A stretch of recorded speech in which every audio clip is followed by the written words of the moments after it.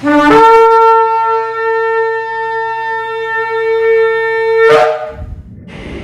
Shalom, está la congregación Beit Tefilá desde el sector Candelaria en Arecibo.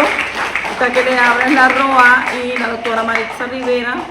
Contento porque estamos en una nueva parashá, la parashá número 39, la parashá Jukal, la cual significa estatuto de o decreto.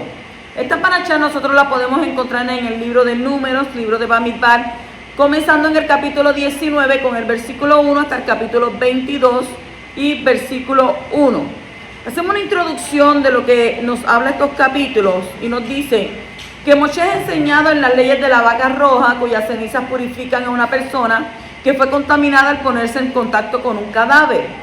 Luego de 40 años de viaje a través del desierto, el pueblo de Israel arriba del desierto de Sin, y Miriam fallece y el pueblo queda sediento de agua. Yahweh dice a Moshe que hable una piedra y le mande a dar agua. Entonces Moshe se enoja con los rebeldes israelitas y golpea la roca. Fluye agua, pero ¿qué sucede? Moshe es informado por Yahweh que ni él ni su hermano Aarón ingresarán a la tierra prometida. Aarón fallece en Or-Jahar y su hijo Elazar lo sucede en el puesto de sumo cohen, de sumo sacerdote. Entonces vienen al pueblo serpientes venenosas atacando al campamento israelita, luego de otra erupción de descontento de la cual la gente habla contra Yahweh y Moshe. Yahweh manda a Moshe a colocar una serpiente de cobre sobre un palo alto y todo el que observe hacia lo alto será curado. El pueblo canta una canción en honor al pozo milagroso que les proveyó agua en el desierto, y entonces luego Moshe lidera al pueblo en las batallas contra los reyes Emorita, Sihón y Og, que buscan impedir el paso del pueblo israelita por su territorio, y conquista sus tierras que se encuentran al este del río Jordán. Ya vamos casi ya por el desierto, ya llegando para la tierra prometida. Bendito el poderoso. Entonces comenzamos en el capítulo 19, el versículo 2, donde dice: este es el decreto de la Torá. El concepto Hok, H-O-K, Hok, es como algo cuya razón no es manifiesta y que permanecemos atónitos respecto al tema de la vaca roja que purificaba a los impuros e impurificaba a los que intervenían en su ritual.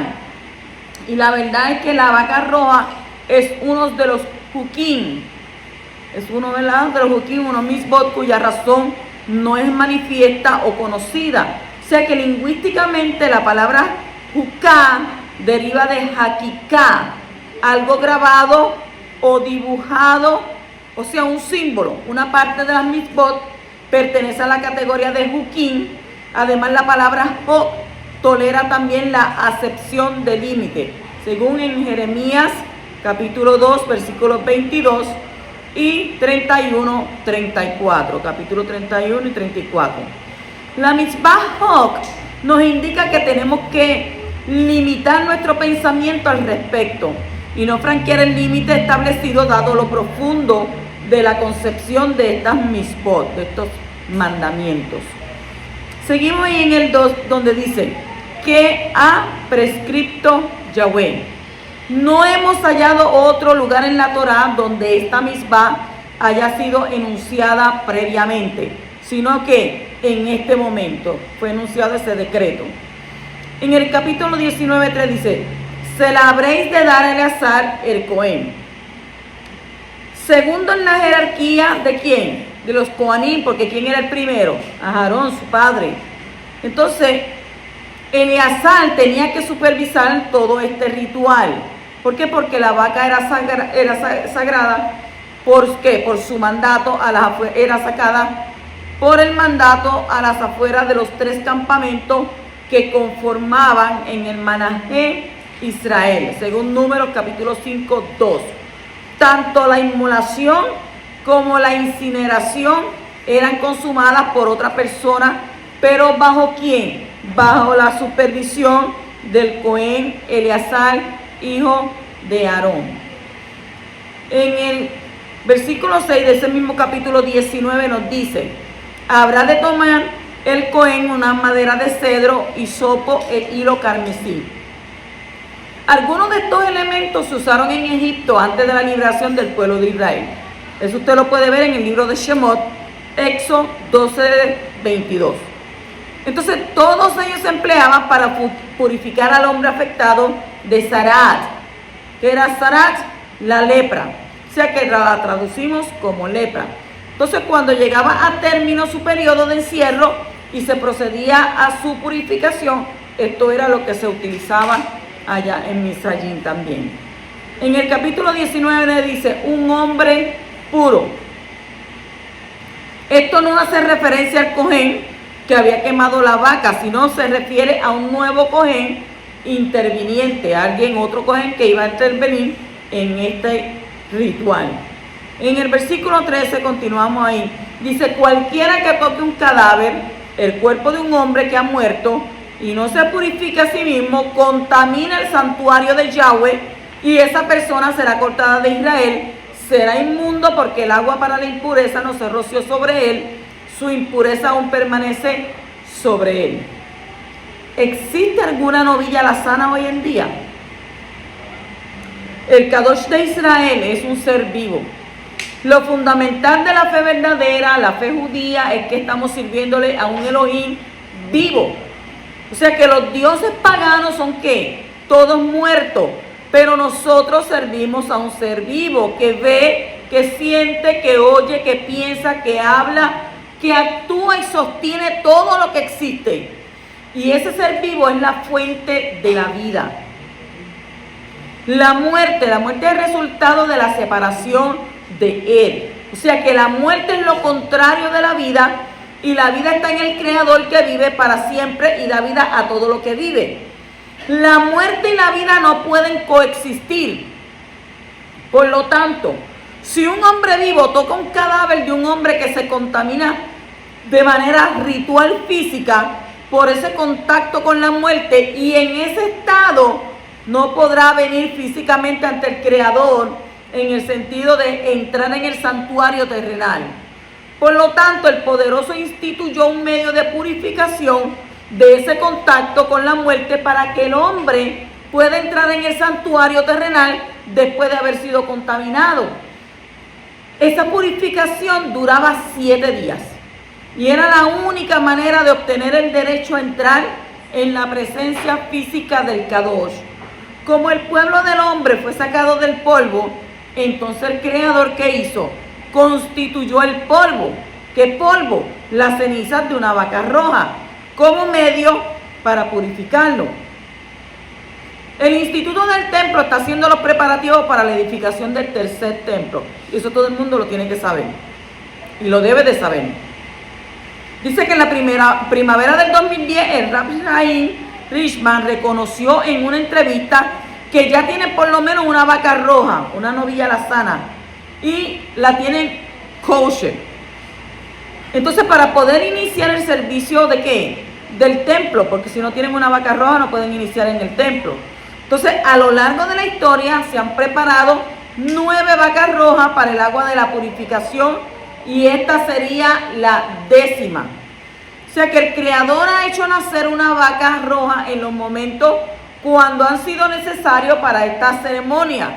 Y la vaca roja que hoy existe en Israel es una señal de que el tiempo está cerca para la construcción del tercer templo, del tercer Mishkan. O sea que es algo sorprendente porque casi siempre las vacas son blancas o son negras, o son blancas y negras, o brown, lo hay, pero roja yo no la he visto. Entonces, ¿verdad? Pues Abba sabe todas las cosas. En el capítulo 19, 14 dice, todo el que entrare a la tienda. Mientras permanezca el cadáver en la tienda, o sea, el versículo habla de tiendas, porque esta era la forma de vivienda de los hijos de Israel en el desierto. Pero también tenemos que entender que esta ley se aplica también a las casas, porque en tiempos antes, cuando yo era más nena, sigo siendo nena, pero cuando era más nena, en esos tiempos, yo me acuerdo que las personas se velaban en la casa, no había funeraria. O sea, una persona moría y en la propia casa lo velaban. Pero eso fue desapareciendo con el tiempo. Ya no se velan las personas en la casa. ¿Por qué? Por la contaminación. Si usted va a una funeraria, usted va a ver, digo, aquellos que son analíticos y les gusta analizar las cosas, usted ve que en la funeraria tienen un frío, un aire, un frío que le congela a usted. Que usted dice, wow, pero qué frío hace aquí tan tremendo. No es, ese frío no está así por estar así frío. Para que usted vaya a coger, ¿verdad? Un poco de fresco, así, este aire que me está refrescando. No. Lo que sucede es, y lo que nosotros no vemos físicamente así, no lo vemos. Hay un mundo microscópico. En ese mundo microscópico hay bacterias, gérmenes, microbios. Un cuerpo cuando muere comienza la descomposición inmediatamente. Por eso las leyes de que Abba no quiere, ¿verdad?, de que nos comamos. Si te encuentras un animal por allá que estuvo herido, que estuvo muerto, que no te lo vayas a comer. ¿Por qué? Porque inmediatamente comienza ese cuerpo a descomponerse. Pues sí, soy vegana. Y una vez que comienza a descomponerse ese cuerpo, ¿qué es lo que se come eso? Porque usted como persona, usted no se da de cuenta que dentro de usted hay millones. Puede encontrar parásitos, se encuentran ¿qué? Bacterias, gérmenes, todo. Entonces, en las funerarias, ya no se hace en las casas, se hace ahora en la funeraria, porque en la funeraria, cuando una persona muere, la tienen en una nevera, con un frío que olvídese. Desde que usted muere en el hospital, porque eso lo vi yo muchas veces, desde que usted muere en el hospital, uno como enfermera, si ese era tu paciente, tú tenías que estar pendiente hasta que venía escolta a buscarlo y bajar con escolta hasta que lo llevaban a la morgue. Y allá en la morgue lo metían ahí en esa nevera. Pero eso no se queda ahí, porque también en la funeraria que los llevan, empaquetado igual. Y llegan a la funeraria y ahí tiene que haber un frío bien fuerte. ¿Para qué? Porque como se comienza a descomponer en lo que ellos le meten el formaldehído, que se llama formaldehído, por las venas, sacan sangre, le sacan todo. Por eso es que no permite que se acerquen. Porque esas bacterias, ¿verdad?, usted las puede coger o esos microbios. Y por eso es que, ¿verdad?, se aplica esta ley que el poderoso dejó, ¿verdad?, de que puede, pues, ya no es en las casas, ya no es en las tiendas, en tiempos antes, pues ahora hay un lugar específico que es en una funeraria. En el capítulo 19, 16 dice, sobre la faz del campo, el cadáver que no se encuentra en tienda o en vivienda impurifica. Solamente a quién, a aquel que lo toque. Y así haya tocado un cadáver de persona o restos del mismo. La Torá ha dictado leyes muy rigurosas respecto al contacto con cadáveres, para que las personas no estén mucho tiempo con sus muertos. Es lo mismo, ¿verdad? ¿Por qué? Por el afecto que le tuvieron en vida y así no sufran demasiado, y para evitar el culto a los muertos y la magia. Hoy en día, a través de lo que yo he vivido, se llevan la persona desde acá, pero forense te lo tiene 5 y 6 días allá. Pero cuando te lo traen acá, tú lo tienes un día y ya el otro día a las 11 de la mañana ya lo están enterrando. O sea, que no te dan tiempo a qué, a que estés ahí con tu muerto. ¿Para qué? Para que no sufras demasiado. Para que mientras usted lo está mirando ahí, usted en su mente todo lo que pasó, todo cómo usted vivió, cómo, ¿verdad? Y entonces, con esto además lo que se persigue es preservar la dignidad de las personas. ¿Para qué? Para que no fabriquen utensilios con los despojos mortales de nuestros muertos, y ya que eso sería delito de la humanidad. Y en términos actuales, la Torá quiere prevenir la depresión profunda y de alto riesgo que ocurre cuando el ser humano enfrenta la muerte de un ser querido.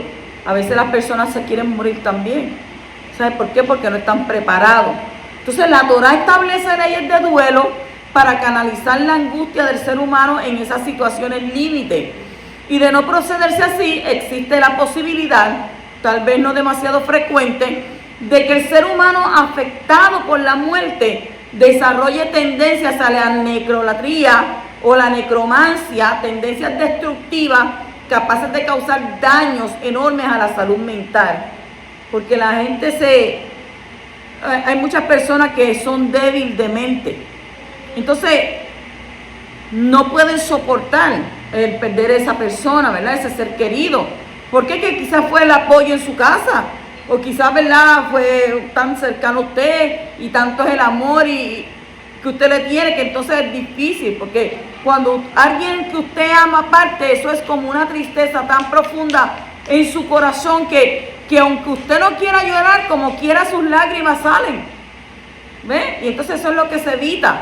Entonces, por otra parte, la Torá considera acto denigrante y altamente agresivo cualquier forma que conduzca a la destrucción del cadáver, no dándole sepultura digna, o sea, enterrándolo. Y que quede claro que en el judaísmo no solo no aprueba la cremación de cadáveres, sino que lo considera un acto destructivo de primera magnitud. Desde que yo era pequeña siempre crecí viendo que a las personas se entierran. Eso es lo nuevo ahora, porque la gente, ¿verdad?, quieren pagar menos. Las personas antes de morir también dejan, ¿verdad?, establecido, no, que yo no voy a sentir nada, que pues entonces que me cremen. Entonces le entregan las cenizas a una persona, pero te entregan esa ceniza con otro gesto de otro que ya anteriormente cremaron ahí. Porque esas cenizas yo he visto que las raspan y las tiran. Y entonces eso no es lo que establece la Escritura. La Escritura establece que del polvo eres y al polvo volverás. Entonces no podemos, ¿verdad?, estar, no, que si la cremación. Ningún creyente mesiánico puede desear la cremación. ¿Por qué? Porque cuando venga Mashiach, ¿qué cuerpo va a levantar? Si tú lo destruiste. Tenemos que analizar todas esas cosas. En el capítulo 19, 22 dice, y todo lo que tocar el impuro será impuro. De acuerdo a los sabios, la tumá es impureza. Es transmisible hasta tal punto que establecen la siguiente gradación.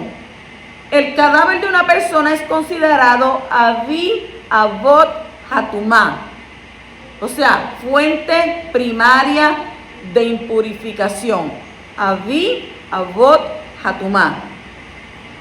Entonces, el hombre que lo tocare se convierte, dice, en ab hatumá. Ab hatumá, y a su vez transmite la tumá a todo lo que entra en contacto con él. Entonces, ¿qué pasa con esto? Va a pasar a llamarse Rishon la tumá, que es primer grado de contaminación, la cual generará un segundo grado y así sucesivamente hasta el sexto grado de contaminación. Cuando yo tuve mis muertos allí, yo decía, yo estoy contaminada hasta la noche, porque yo leo la Torá. Y aunque yo estaba allí con él, yo decía, yo estoy contaminada hasta por la noche. Y luego iba a mi casa y clamaba al Poderoso. Ahora yo sé que me contaminé con este cuerpo, pero es imposible de que yo no pueda, ¿verdad?, venir y tocar, y por última vez, porque usted lo va a tocar por última vez, porque usted no lo va a ver, pero usted sabe que su esencia, su espíritu, eso no está ahí. ¿Por qué? Porque se fue donde Abba, porque la Escritura dice en el libro de Eclesiastés capítulo 12, que cuando el cordón de plata se rompe, cae el cántaro a la tierra, se abre. Entonces, ¿qué sucede? Dice que el espíritu, que fue Yahweh que lo dio, es el que va donde él. Y el cuerpo tiene que ir ¿a dónde? A la tierra. Continuamos en el capítulo 20, versículos del 1 al 5. Dice, los hijos de Israel, toda la congregación llegaron al desierto de Sin en el mes primero, y el pueblo se quedó en Cades. Allí murió Miriam, allí la sepultaron. Y no había agua para la congregación, y se juntaron contra Moshe y Aarón. Y el pueblo contendió con Moshe y le habló diciendo, ojalá hubiéramos, el ojalá ese a mí no me gusta. Para mí es, permitiera Yahweh que hubiéramos perecido cuando nuestros hermanos murieron delante del Creador. ¿Por qué? Pues has traído al pueblo del Creador a este desierto para que nosotros y nuestros animales muramos aquí. ¿Y por qué nos hiciste subir de Egipto para traernos a este miserable lugar. No es lugar de cementera, ni de higuera, ni de viña, ni de granado, ni aún hay agua para beber. A la verdad que hay personas que no escarmientan, ¿verdad? Pueden ver las cosas, pueden ver a obrando y no escarmientan, porque ellos ya estaban viendo desde que salieron de allá de Egipto, que cada vez que nada más que con el ejemplo de Corá, ya con eso, chacho, estuviese yo enterrado ahí delante de la presencia del Poderoso. Nada más que ver que la tierra abrió, dice, se fueron todos por ahí para abajo. Y con todo y eso siguieron murmurando. Entonces, ¿qué haces cuando no tienes agua? Cuando Miriam murió, la fuente de agua que había estado con los hijos de Israel tanto tiempo cesó. Sin embargo, no está escrito que el pueblo tenía sed, como en la ocasión anterior cuando no tenían agua, según el capítulo 17:3. En Isaías, Yeshaya 48:21 está escrito: no padecieron sed cuando Él los condujo por los desiertos, hizo que brotara agua de las rocas para ellos, partió la peña y las aguas corrieron. O sea, no padecieron sed. Pero al darse cuenta de que no había agua, antes de que empezaran a tener sed, se juntaron contra Moshe y Aarón. O sea, el texto hebreo vuelve a decir que se juntaron contra Moshe y Aarón. En sus corazones se subieron por encima de sus autoridades, cuestionando su legitimidad y comportamiento. Y en lugar de ver invisible, ¿a quién tenían que mirar? Al invisible, quien había sido ¿qué? El que los había sacado de Egipto. ¿Qué hicieron entonces ellos? Contendieron contra el líder, porque ese sí lo estaban viendo, con el líder visible, que había sido el instrumento del invisible para actuar en este mundo visible. O sea que estos rebeldes no podían ver la realidad del mundo espiritual, solo se fijaban en lo que estaba delante de sus ojos. ¿Por qué? Porque ellos no habían comprendido que sin el Creador, Moshe no podía hacer nada de lo que él hizo. Ninguno de los grandes milagros venían de Moshe, venían del invisible. Entonces culpaban al visible por lo que había hecho el invisible y se subieron por encima de él hablando palabras de muerte. ¿Qué pasaba con esta gente? No querían entender que el invisible era bueno, porque solo miraban hacia dónde, hacia abajo, fijándose en dónde, en las piedras, en los escorpiones, en la serpiente, en el polvo y en la falta de vegetación, lo que tenía ahí. No daban gracias por el maná diario, por el agua que habían recibido todo el tiempo, que hasta ahora, de manera milagrosa, por la nube que les daba sombra durante el día y calor durante la noche, por el malak que iba delante de ellos para guiarlos en el camino, por haber sido escogido como un pueblo que, Kadosh, por la Torah escrita, por la Torah oral, porque Abba se la hablaba a él y Moisés se la hablaba a ellos. Una Torah que les estaba dando ¿qué? Vida. Por Moshe, que era fiel en todo, por Aarón, que expiaba por sus pecados, por el amor y el cuidado que recibían en todo momento de su Padre Celestial. O sea, no vieron nada de eso. Solo vieron ¿qué? Lo negativo. Y ahora entonces ellos no tenían agua y no podían creer que el invisible pudiera hacer otro milagro para suplir sus necesidades. ¿Qué hicieron ellos? Se encerraron en su negativismo, culparon al visible por no haber cumplido sus promesas, y una persona con esa actitud no es capaz de conquistar una tierra de gigantes. ¿Qué gigantes iban a conquistar? Con esa queja. O sea que el que no puede ver más allá del horizonte no va a llegar a la meta. El que se sube por encima de las autoridades criticándole porque considera que eso es un error, no es capaz de heredar las promesas. El invisible los había llevado a esa situación. Y él tenía un plan para qué, al dejar que el agua de la fuente cesara. Él quería enseñarle al pueblo lo que es caminar por fe, por emuná, fijarse en las cosas que no se ven en lugar de las cosas que se ven. ¿Qué quería Abba? Quería enseñarles a pedir milagros cuando hacen falta. Pero el pueblo, ¿qué pasó? No quiso aprender, sino que se rebeló contra el visible, contra el que tenía de frente. Y tristemente ese pueblo murió en el desierto y nunca llegó a la meta. ¿Por qué? Porque ellos mismos lo dijeron por su boca. Permita Yahweh que nos muramos aquí en este desierto. Por lo que confesaré con tu boca será hecho, y así mismo fue.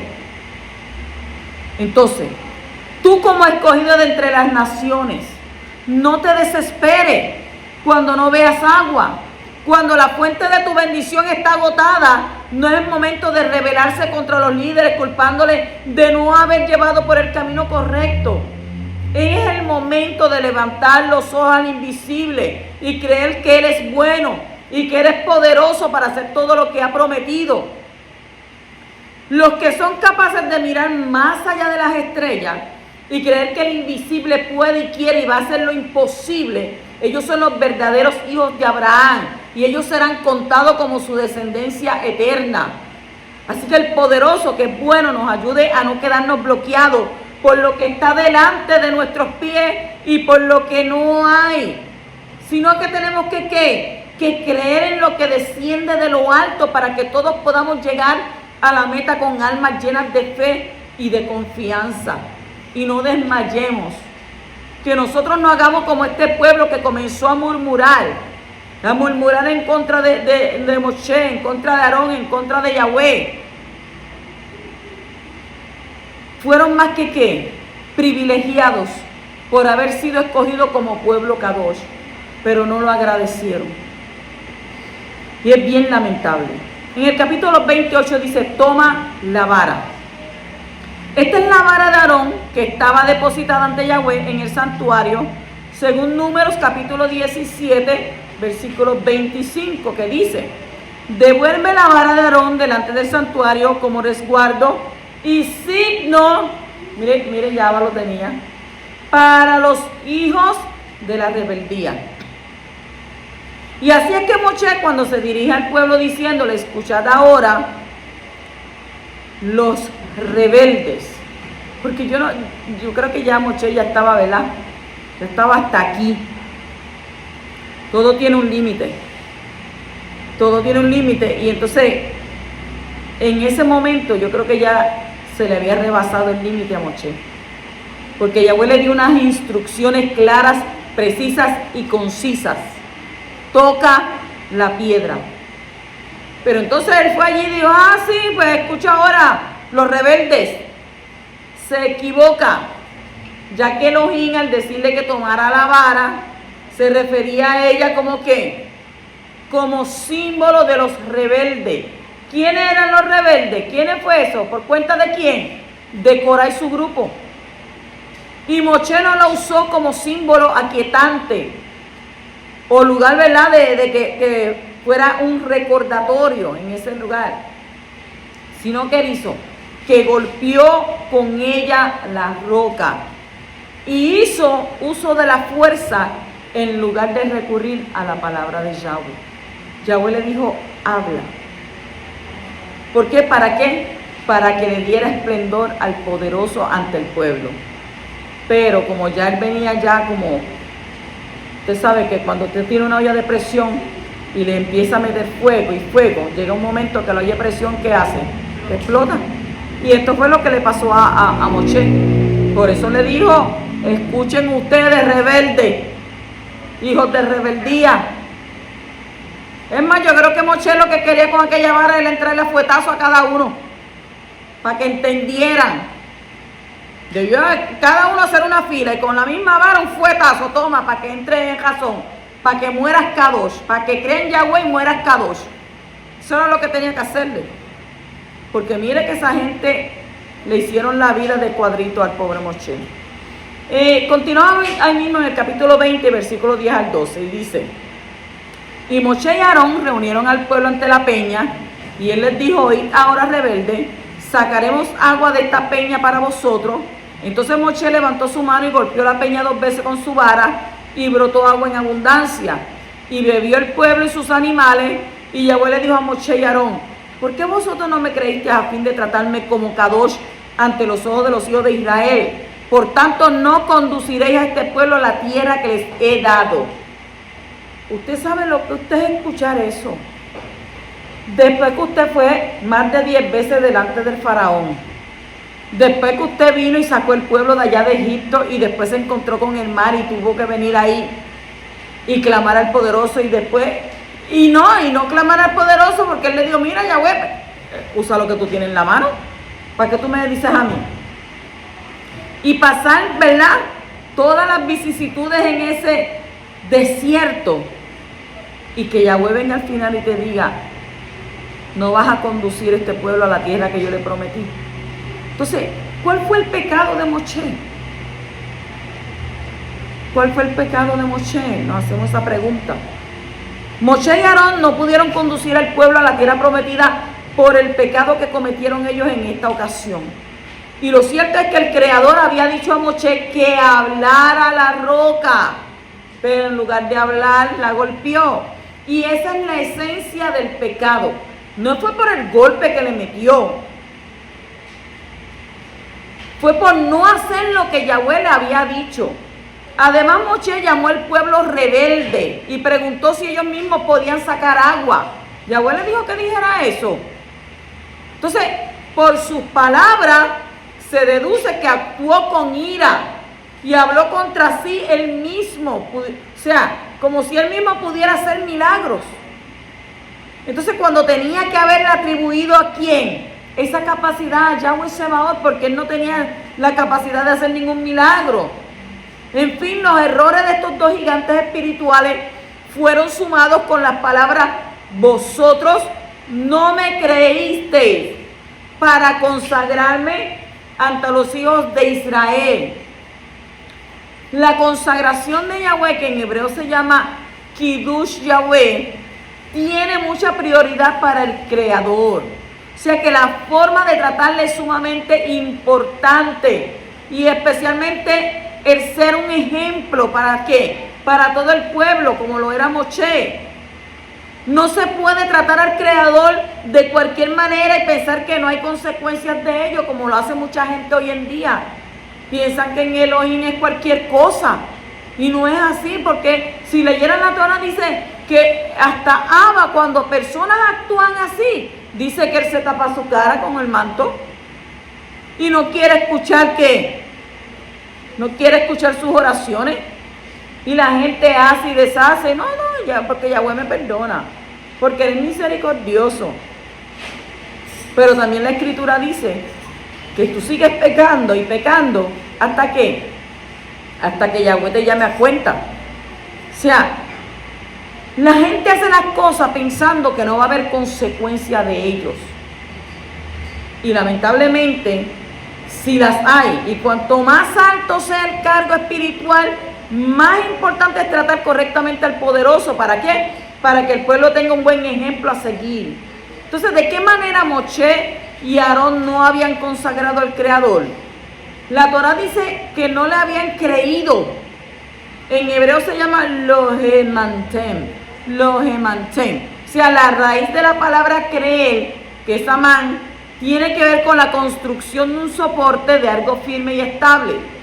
Por lo tanto, creer en el poderoso no solamente implica creer en lo que dice, sino ser ¿qué? Ser fiel y ajustar toda su vida. ¿Qué vida? Sobre pensamiento, sobre actitudes, sobre conducta, según lo que Yahweh indica. Entonces, creer en Yahweh es confiar en Él. Creer en el Creador es serle fiel. Moshe y Aarón no eran fieles a Yahweh en ese momento, en el momento preciso que estaban allí hablando. ¿Por qué? Porque él había dicho que hablaran a la peña, y no lo hicieron, sino que la golpearon. Él incitó al pueblo: háblenle a la peña, mira a ver si bota agua. Eso no fueron las instrucciones. Cuando uno no sigue instrucciones, acarrea consecuencias. Y después, si yo lo hubiera sabido, viene tarde. Ser fiel es hacer exactamente lo que el Creador ha dicho, ni más ni menos. Al no ser fieles, no consagraron su nombre. Y al no hacer lo que Él había dicho, dieron un ejemplo malísimo ante el pueblo de cómo uno debe comportarse ante el Creador. Y alguno pensará que no importa tanto si hablaran o golpearan la peña. Lo importante es que el milagro se haya hecho y que el pueblo haya sido salvado. Pero en el reino de los Shamayim las cosas no funcionan así. No funcionan a medias. Lo que el Creador dice es exactamente lo que quiere decir. Si te dice, entra por aquí tú entras. Entra por allá tú entras. Pero si Él te dice, entra por allá, no, yo me voy a ir por aquí. Entra por aquí, no, yo me voy a ir por allá. Eso no es así. Eso no funciona así. Por eso hay que obedecerle, no más ni menos, ni de otra manera, ni de manera parecida, ni a media, sino exactamente como Él lo ha dicho. ¿Por qué? Porque toda otra cosa es no consagrarle y no serle fiel. Entonces tenemos que aprender de esta lección, a estudiar bien lo que nuestro Abba realmente ha dicho para luego poder hacer exactamente lo que Él ha dicho y no otra cosa. ¿Cuántos dicen amén?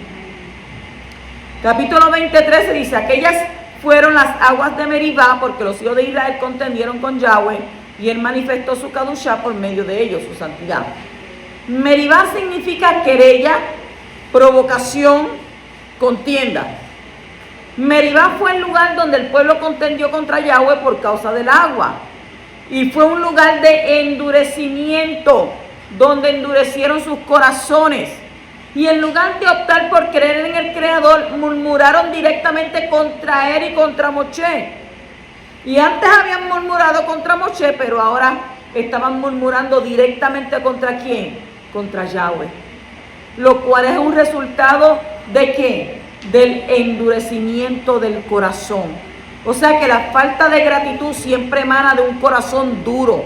Un corazón agradecido es un corazón sensible. Si usted hace cosas por una persona, la persona no le agradece, esa persona tiene un corazón duro, un corazón malvado, un corazón de piedra. Pero la Escritura también nos dice que esos corazones así, dice que Yahweh con el martillo quebranta hasta partir la piedra con su martillo, le atraviesa ¿qué? Con la espada de 2 filos. Lo atraviesa, lo parte en 2 y lo hace ¿qué? Un corazón ¿qué? Nuevo, un corazón de carne y parte el corazón de piedra. O sea, la Kadushá, la santidad de Yahweh, fue entonces manifestada en Moshe y Aarón por la sentencia que recibieron por causa de no haberle obedecido junto a la peña. Yahweh lo pudo haber matado allí. ¿Usted piensa que Él no lo pudo haber matado? Él lo pudo haber matado por no haber seguido las instrucciones, pero Él fue ¿qué? Más que misericordioso. Entonces, estas aguas fueron la causa por lo que Yahweh manifestó su Kadushá en Moshe y Aarón. En el Salmo 95:7 dice, si oyes hoy su voz, no endurezca vuestro corazón como en Meribá, como en el día de Masá en el desierto, cuando vuestros padres me tentaron, me probaron, aunque habían visto mi obra. Por 40 años me repugnó. No lleguemos a eso.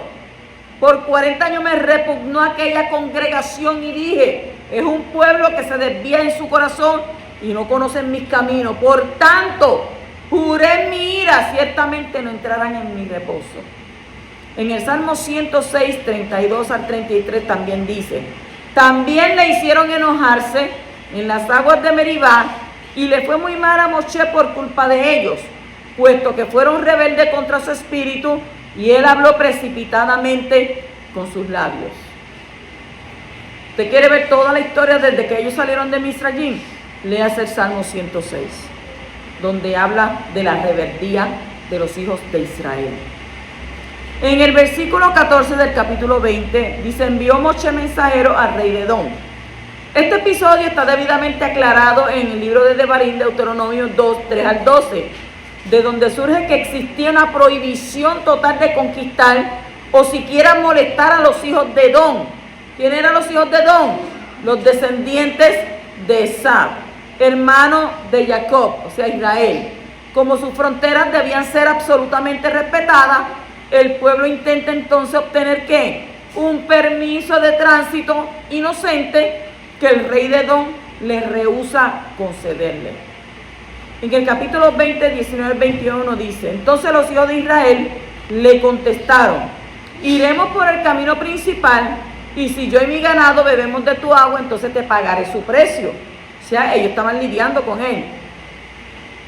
Solamente déjame pasar a pie, nada más. Pero que él le dijo: tú no pasarás. Y Edom salió a su encuentro con mucha gente y con manos fuertes. Rehusó pues Edom dejar pasar a Israel por su territorio, así que Israel tuvo que desviarse. ¿Cuál fue el problema de Edom? Edom es Esau, el hermano de ¿quién? De Jacob. Y su problema fue que nunca supo perdonar plenamente a su hermano. Su ira y amargura pasó ¿qué? De generación en generación. Y cuando su hermano Israel necesitaba pasar por su territorio para entrar en la tierra prometida, él no quiso ceder, aunque hubiera ganado mucho dinero vendiendo agua y comida. O sea que mantenía su soberbia y no quiso humillarse.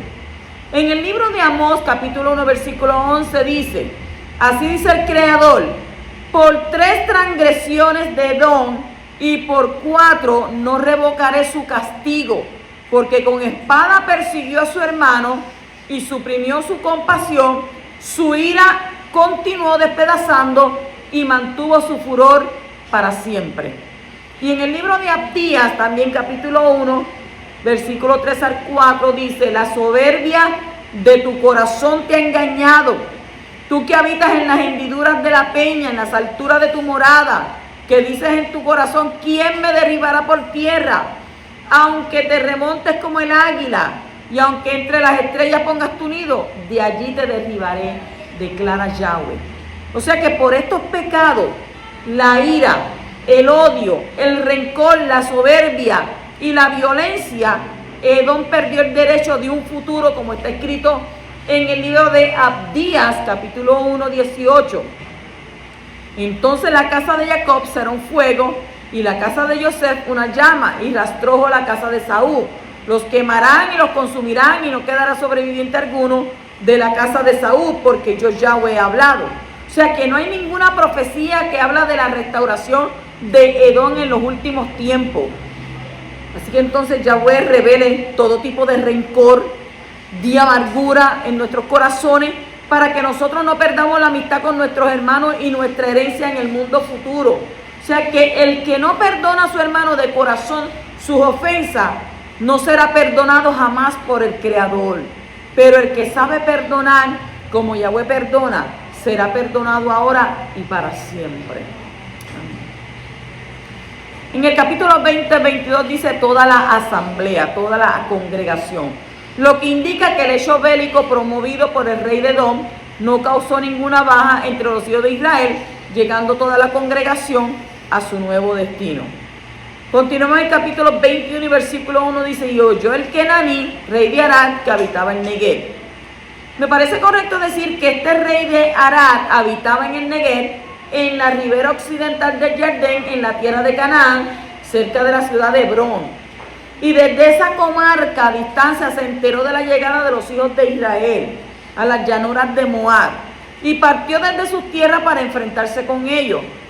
Y asimismo es correcto decir que destruyeron también los hijos de Israel ahora, en los días de Moshe, a este rey y a su pueblo, y denominaron Ormá. Ormá es anatema, el lugar de la batalla.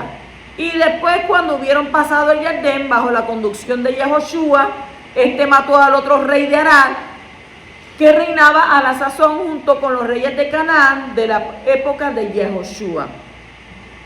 En el capítulo 21, 4 dice: y partieron del monte de Or. Mire todo lo que está pasando el pueblo de Israel para poder llegar a la tierra prometida. Partieron del monte de Or por el camino del mar de Cañas para rodear la tierra de Edom, y el pueblo se impacientó por causa del viaje. O sea, un viaje que podían ir directo tuvieron entonces que dar la vuelta. Aquí nada pasa si Yahweh no tiene el control de las cosas. Y todas las cosas que pasan es porque el poderoso lo permite. Ellos tuvieron que volver a caminar por el mismo camino que habían recorrido antes. Volviendo ¿a dónde? Hacia el sur, hacia el mar de Cañas. Y la primera vez cuando se volvieron hacia el sur, recibieron la noticia de que tenían que pasar 38 años más en el desierto. Y esta vez entonces, ¿qué pasó con ellos? Perdieron su esperanza para entrar en la tierra prometida. Y entonces esto fue lo que creó un ambiente de ¿qué? Un ambiente de queja. O sea, ellos no iban a ir a estar tanto tiempo. Pero usted sabe lo que era 38 años más. Se queja cualquiera. Capítulo 21:5 dice: con este pan anodino es insignificante, ineficaz, insustancial. En realidad no carecían ellos de agua ni de alimento. Lo que querían era beber y comer, como las demás personas, ya que el milagro permanente del man se convirtió en ¿qué? En una rutina. Es como usted comer arroz y habichuela todos los días. Arroz y habichuela, arroz y habichuela, arroz y habichuela, arroz y habichuela. Pues ¿qué sucede? Se hastiaron. Pero si usted se comía el maná, ¿verdad? Si usted se lo comía, usted pensaba en una rica pizza. Y ese maná le iba a saber a pizza. Si usted quería comerse un steak, usted iba a tener el sabor de ese steak. O sea, el sabor que usted quería darle, pues así mismo era. Pero ¿qué pasó? Ellos estaban hastiados. Y eso es un leje, un pan, ¿verdad?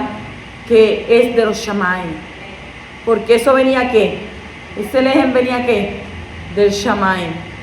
Entonces además Isaac sugiere que el pueblo, llegando a los límites de la tierra de Edom, ya se había hecho la idea de que su dieta iba a cambiar, que se iba a normalizar, comiendo ¿qué? Los productos de la tierra. Pero cuando fueron y se enteraron que tenían que seguir caminando y comiéndose el leje que le llovía todos los días, ¿qué le pasó? Comenzaron a ¿qué?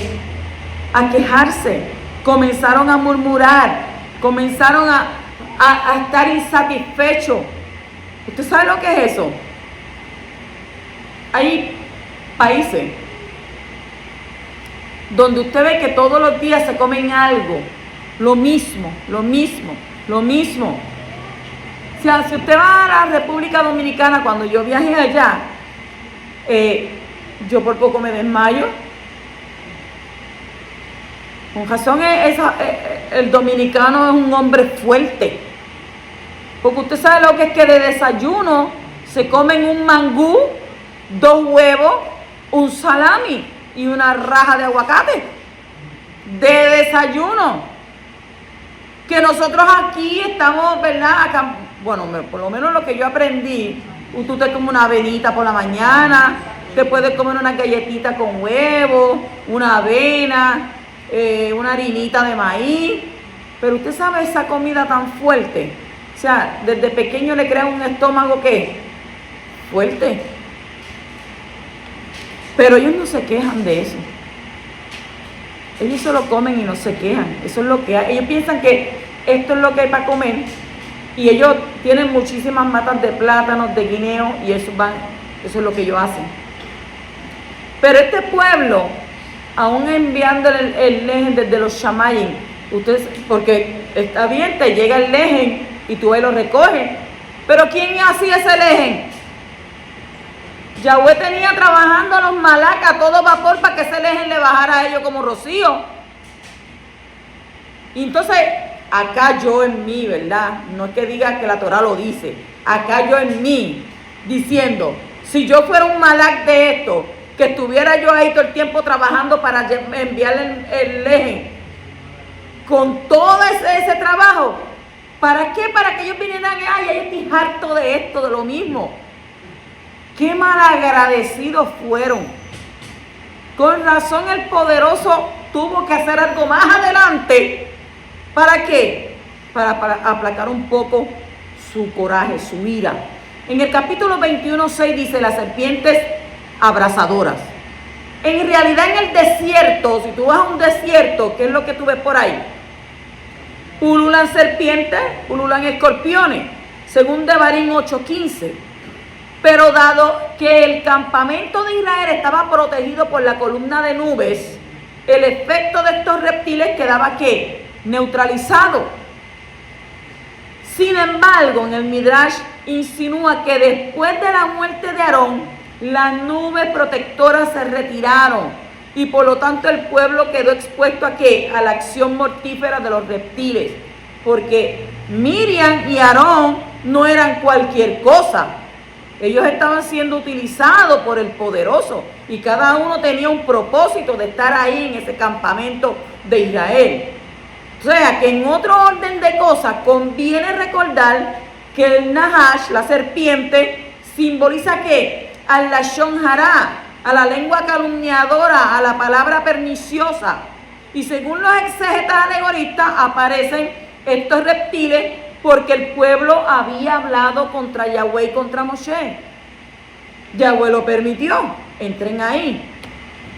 Piquen a todo el mundo. A Heimundo y todo el mundo y llegue usted el que llega. Continuamos en el versículo 7 de ese capítulo 21. Dice, y oró Moshe por el pueblo. Mire qué riñones. Sabiendo que está hablando de ti, sabiendo que te está señalando, sabiendo que es un mal agradecido contigo, sabiendo que te está juzgando, tú sabiendo todos los movimientos, hay que orar.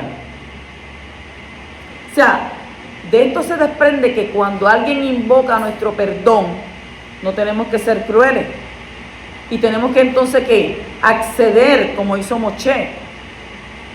Si tú sabes que ese es tu enemigo, viene donde ti, mira, discúlpame, mira esto, aquello, pues ¿qué tú tienes que hacer? Dale perdón y órale a la paz. Yo no soy quien para juzgarte, no soy quien para señalarte, no soy quien, ¿verdad?, para otorgarte perdón. Porque aquí lo único que otorga el perdón es el poderoso. Pero si tú necesitas que yo te perdone, pues te perdonamos. Y entonces estamos dando un ejemplo, así como hizo Moshe con el pueblo. Después de haber murmurado y perder la entrada a la tierra prometida por cuenta de ellos. Con todo y eso, Moshe, varón humilde, oró.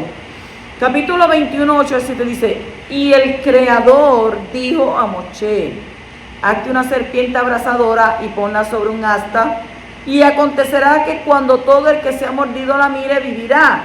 Y Moshe hizo una serpiente de bronce y la puso sobre el asta, y sucedía que cuando una serpiente mordía a alguno, y éste miraba a la serpiente de bronce, vivía. En la medicina, por ejemplo, yo, ¿verdad?, soy enfermera graduada, estoy todavía activa. En la medicina, cuando tú te gradúas, el símbolo es una estaca con dos serpientes enrolladas ahí. O sea, vas a mirar la serpiente, vas a mirar la estaca y vas a ser sano. ¿Puede la visión influir sobre la muerte y la vida? Los hombres habían sido mordidos por serpientes venenosas que el Creador había enviado al campamento. ¿Por qué? Porque habían hablado mal del maná. La murmuración y la falta de gratitud, mire cómo le digo, la falta de gratitud desata toda clase de peligro en nuestras vidas. Los malos espíritus tienen acceso a una persona que habla mal de los regalos que Yahweh da en su bondad. Cuando el pueblo reconoció su pecado, Yahweh entonces mostró a Moshe cómo poder sobrevivir en el momento de ser mordido por una serpiente. ¿Cuál era el secreto?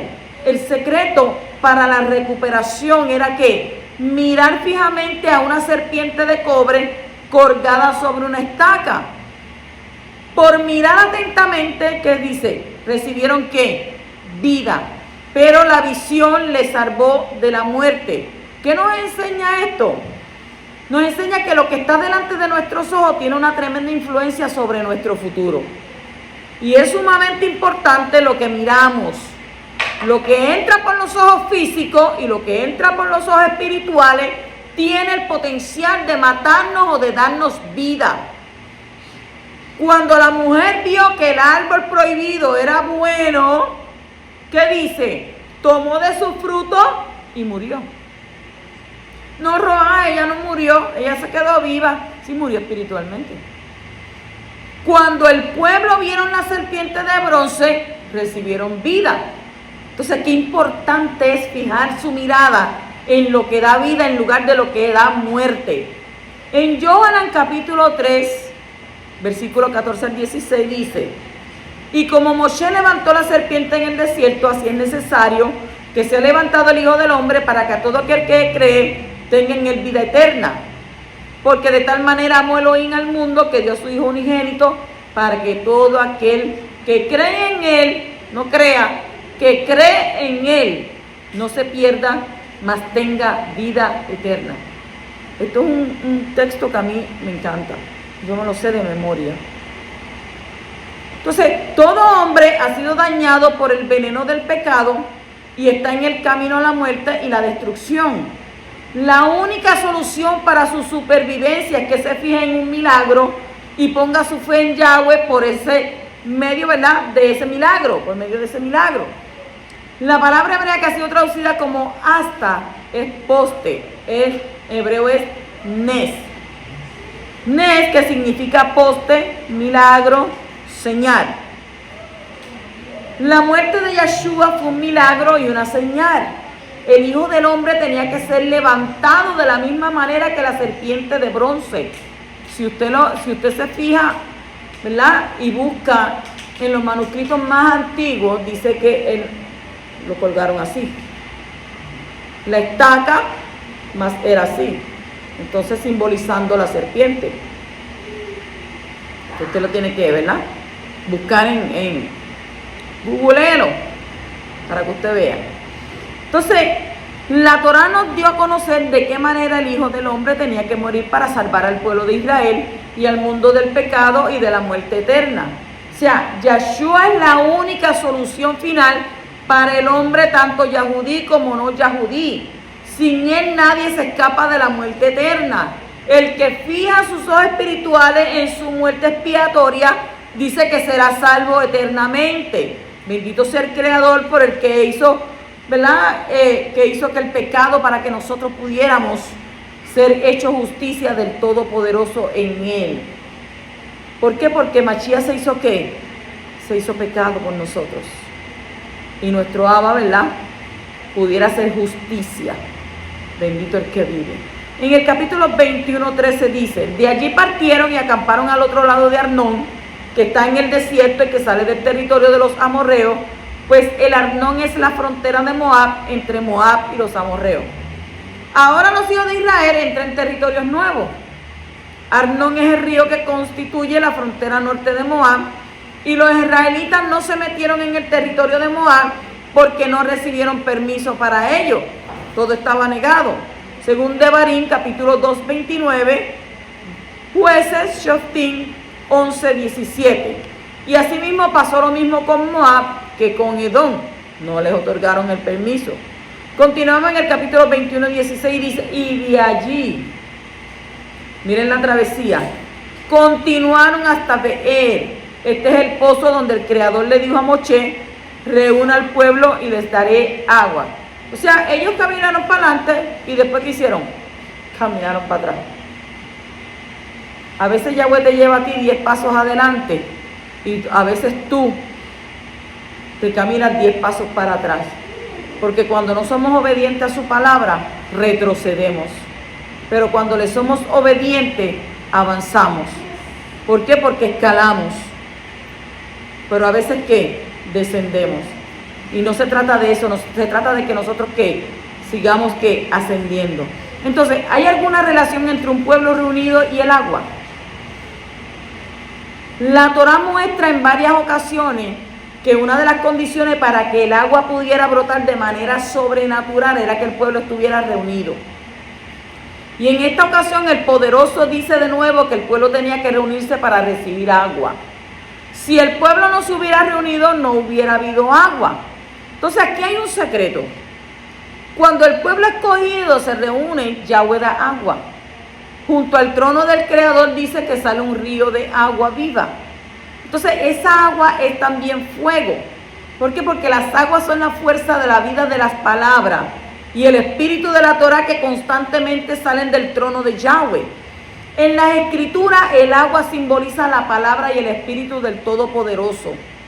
La Torá muestra que cuando hay una reunión del pueblo escogido, es mucho más fácil que fluya el agua, que continúe, ¿verdad?, el agua fluyendo, que cuando uno está solo.